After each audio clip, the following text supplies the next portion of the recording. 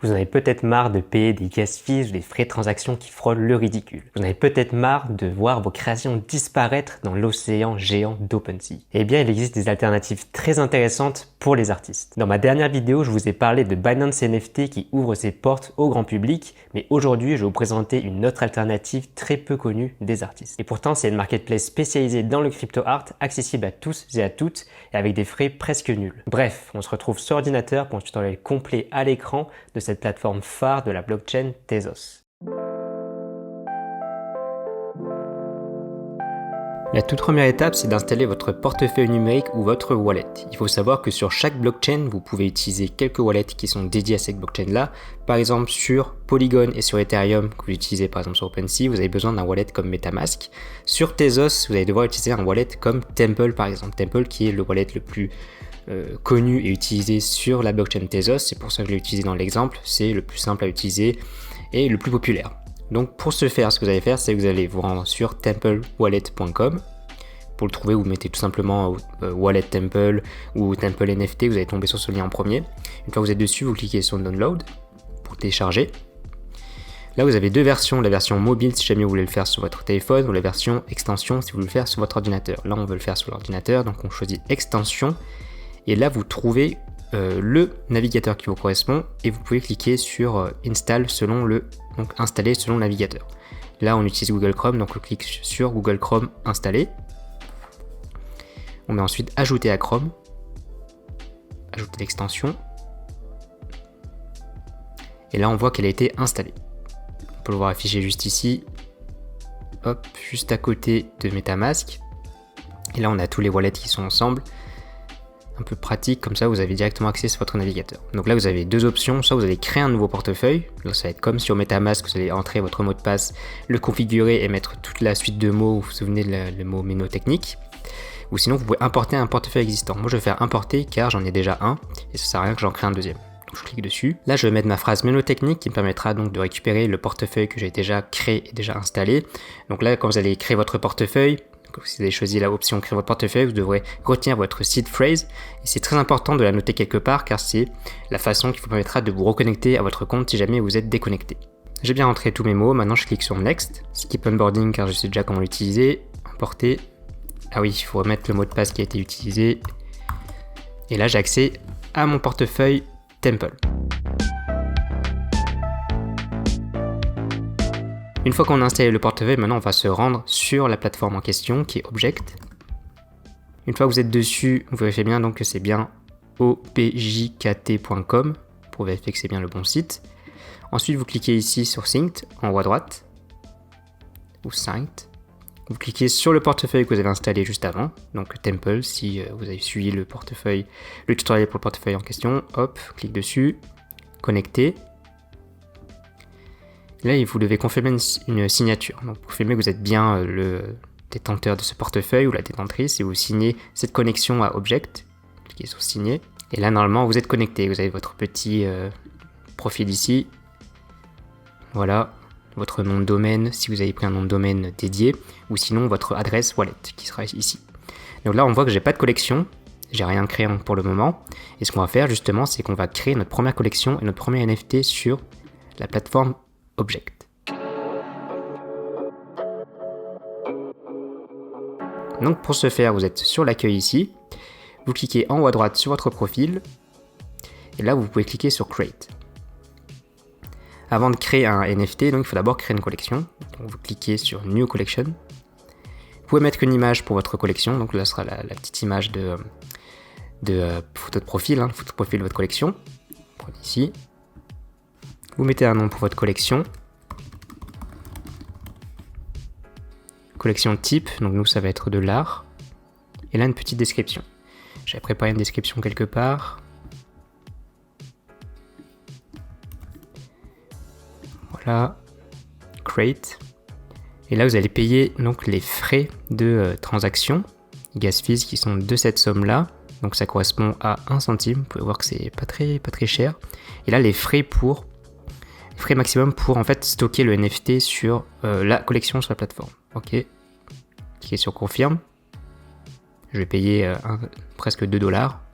Donc là, on attend que l'opération se fasse sur la blockchain. C'est plus ou moins rapide selon le nombre de personnes qui utilisent la blockchain et donc la congestion de la blockchain.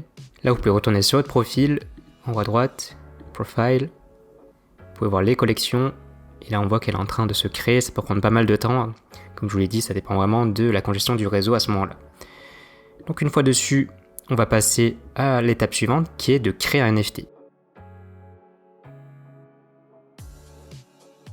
Donc pour ce faire, ce que vous faites, c'est que vous cliquez sur votre profil, cliquez sur Create. Et là, normalement, vous avez accès à cette fonctionnalité qui est de Create a New Token pour créer un nouveau jeton. À savoir, j'ai attendu 2-3 minutes avant de faire cette manipulation, car il faut un petit peu de temps pour que la blockchain Tezos prenne en compte la création de votre collection juste avant. Donc une fois que vous avez créé une collection, normalement, vous avez accès à cette fonctionnalité. Et cette fonctionnalité, ce que vous allez faire, c'est que vous pouvez ajouter donc le fichier de votre NFT ici. Ok. Ensuite, vous pouvez mettre le titre de votre NFT. On va le faire ensemble. J'ai fait un fichier pour ça. Ok. La description. Vous pouvez maintenant ajouter les tags. Pareil, je les ai préparés. Ça vous permettra en fait d'être... quand ils vont faire des recherches avec par exemple le mot landscape, vous allez apparaître ici. Si vous mettez landscape, vous allez apparaître dans le résultat. Donc ça permet de gagner un petit peu de visibilité. Et aussi de montrer que vous êtes spécialisé dans ce type de création par exemple. Et c'est un black and white. Vous mettez la collection correspondante, c'est bien celle-ci. Donc là il n'y a pas de... C'est bien moi qui l'ai créé, donc il n'y a aucun droit à céder. Et là vous pouvez mettre le nombre que vous allez mettre pour ce NFT. Moi je vais en faire 10. Je vais mettre 20% de royalties. Donc les royalties qui sont les revenus que vous allez percevoir à chaque achat-revente de votre NFT sur le marché secondaire. Donc imaginons que je le vende à 1 Tezos, 10 Tezos, je vais percevoir, si quelqu'un le revend par exemple à 12 Tezos, je vais percevoir 20% des 12 Tezos. Donc une fois que vous avez bien confirmé tout ça, vous pouvez cliquer sur Mint. Là c'est le prix que ça va me coûter, vous pouvez voir que ça coûte vraiment pas cher pour minter votre NFT. 0,1 centime de dollar et 0,16 pour le stocker, donc je mets confirmé. Ça va me ruiner. Là, on attend que la blockchain effectue la transaction, comme d'habitude. Et voilà, le token a été créé.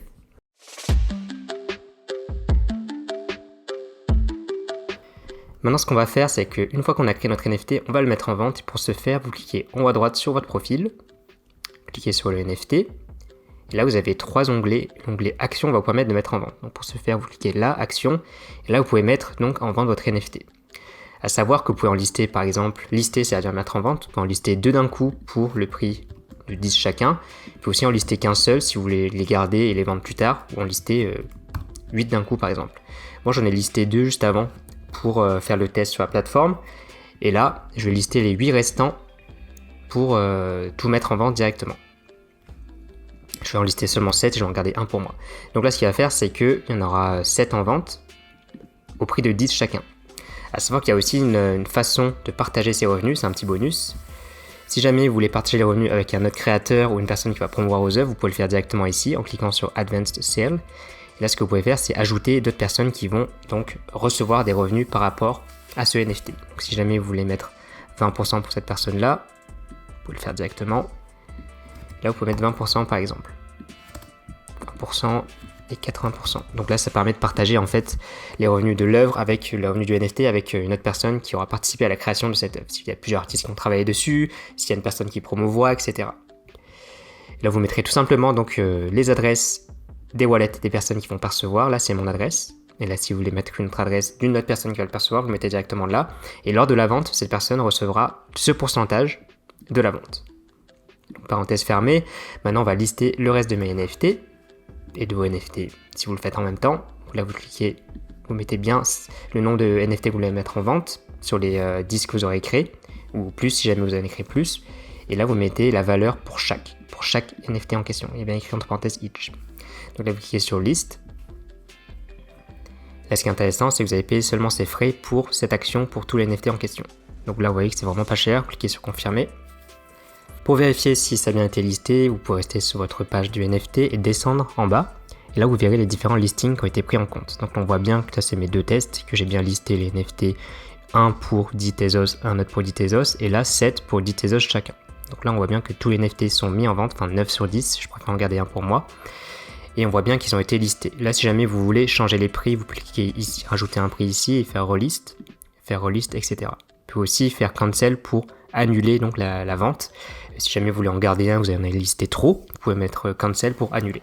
Pour celles et ceux qui veulent aller plus loin, je vous invite à rejoindre mes contacts privés qui est le premier lien dans la description. Lorsque vous allez vous inscrire, vous allez recevoir mon guide de démarrage NFT qui va vous permettre de vous lancer dans le monde des NFT et du crypto art simplement. En quelques mots, ce guide de démarrage est composé de 4 modules bien distincts qui chacun traite un sujet sur les NFT de manière précise et concise. Si vous voulez y accéder, c'est le premier lien dans la description. En attendant, je vous dis à bientôt dans l'autre monde.